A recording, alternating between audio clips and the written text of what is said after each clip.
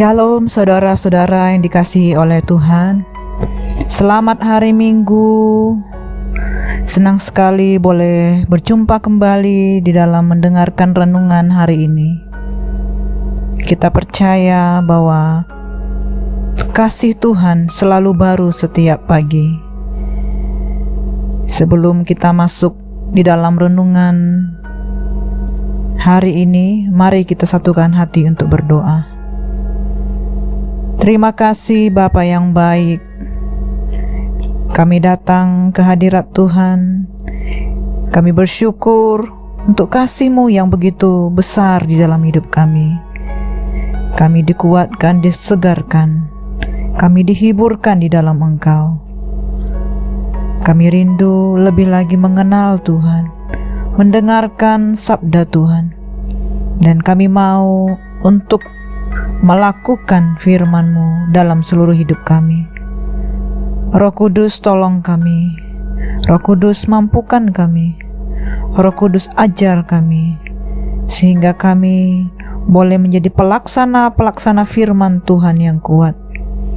Ini kami Tuhan, urapi kami dimanapun saat ini kami mendengarkan renungan firman Tuhan ini. Kami semakin diperbaharui di dalam Yesus Kristus. Terima kasih Bapa, terima kasih Tuhan. Hanya di dalam nama Tuhan Yesus kami berdoa. Amin. Nah, Bapak Ibu Saudara yang dikasihi oleh Tuhan, judul firman Tuhan pada hari ini adalah menghormati Kristus Sang Raja, yang boleh kita baca di dalam Yohanes 12 ayat 12 sampai 19. Saya akan membacakan buat saudara-saudara. Yesus dielu-elukan di Yerusalem. Keesokan harinya, ketika orang banyak yang datang merayakan pesta mendengar bahwa Yesus sedang di tengah jalan menuju Yerusalem, mereka mengambil daun-daun palem dan pergi menyongsong Dia sambil berseru-seru, "Hosana, diberkatilah Dia yang datang dalam nama Tuhan, Raja Israel." Yesus menemukan seekor keledai muda, lalu Ia naik ke atasnya, seperti ada tertulis, "Jangan takut, hai Putri Sion. Lihatlah, Rajamu datang, duduk di atas seekor anak keledai." Mula-mula murid-murid Yesus tidak mengerti akan hal itu, tetapi sesudah Yesus dimuliakan, teringatlah mereka bahwa nas itu mengenai Dia, dan bahwa mereka telah melakukannya juga untuk Dia. Orang banyak yang bersama-sama dengan Dia ketika Ia memanggil Lazarus keluar dari kubur dan membangkitkannya dari antara orang mati, memberi kesaksian tentang Dia.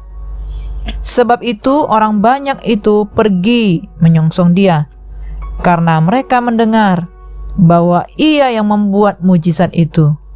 Maka kata orang-orang Farisi seorang kepada yang lain, "Kamu lihat sendiri bahwa kamu sama sekali tidak berhasil. Lihatlah, seluruh dunia datang mengikuti Dia." Pernahkah kita menyambut datangnya seorang pembesar? Bagaimana seharusnya penyambutan yang kita lakukan?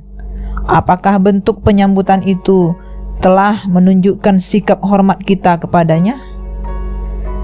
Nas ini merupakan penggenapan dari nubuat tentang Yesus sebagai Raja. Orang-orang yang hadir dalam perayaan Paskah sangat gembira ketika mendengar bahwa Yesus sedang dalam perjalanan menuju ke Yerusalem.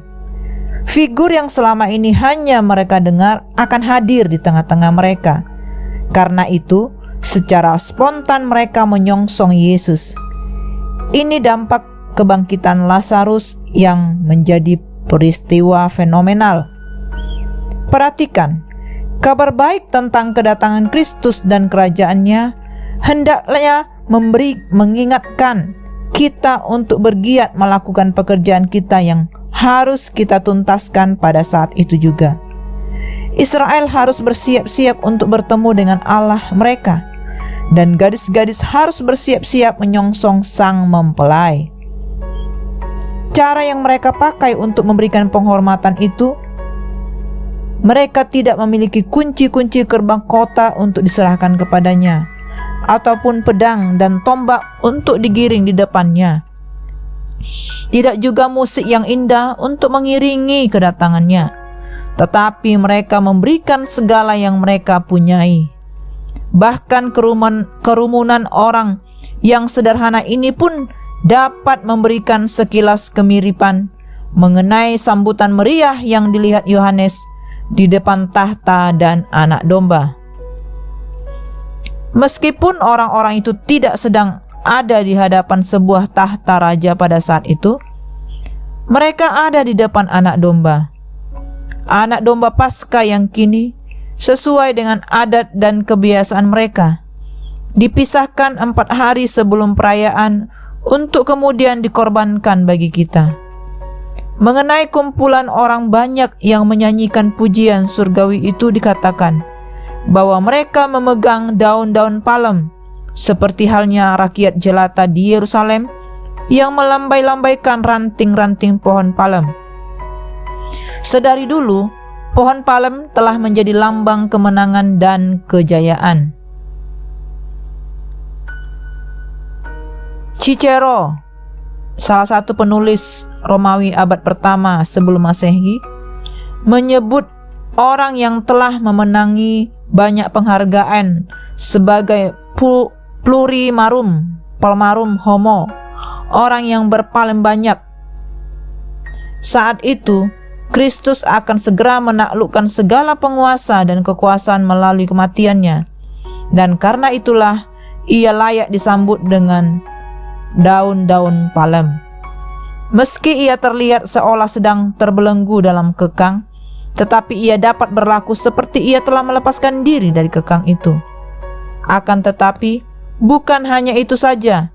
Di bawahnya ranting-ranting palem itu juga merupakan bagian dari upacara pesta hari raya Pondok Daun bagi Tuhan. Dan di sini mereka memakainya untuk mengungkapkan sukacita mereka dalam menyambut kedatangan Tuhan Yesus. Hal ini menegaskan bahwa seluruh pesta dan perayaan selalu mengacu kepada Injilnya dan digenapi oleh Injilnya itu, terutama yang berkaitan dengan pesta hari raya Pondok Daun tersebut. Daun-daun palem yang mereka bawa adalah bentuk penghormatan istimewa yang biasa dilakukan untuk menyambut para pahlawan yang pulang dari medan pertempuran dengan membawa kemenangan. Kita bersyukur karena karya Kristus telah digenapi dan kita dapat melihat semua karya itu. Tuhan Yesus adalah Raja dan segala kuasa ada di dalam tangannya. Sebagai warga kerajaan Allah, marilah kita hidup taat kepada Raja kita.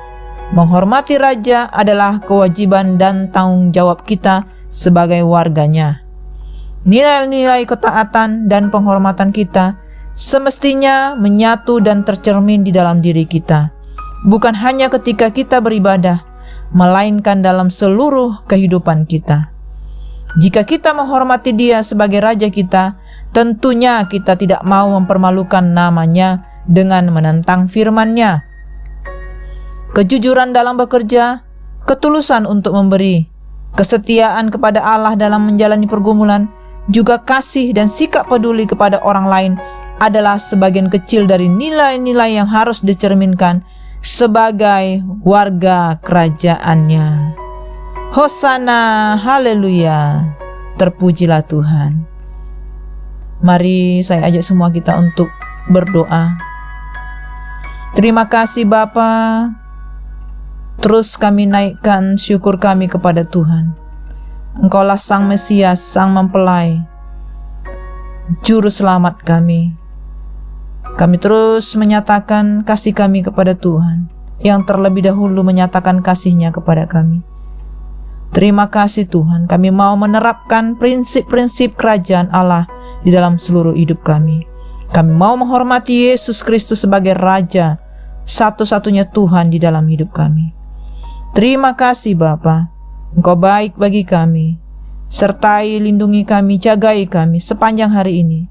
Berkati ibadah-ibadah yang kami lakukan dimanapun berada, biar semuanya untuk mempermuliakan nama Tuhan. Terpujilah namamu ya Tuhan. Hanya di dalam nama Tuhan Yesus kami berdoa. Amin. Selamat hari Minggu, selamat beribadah. Tuhan Yesus memberkati.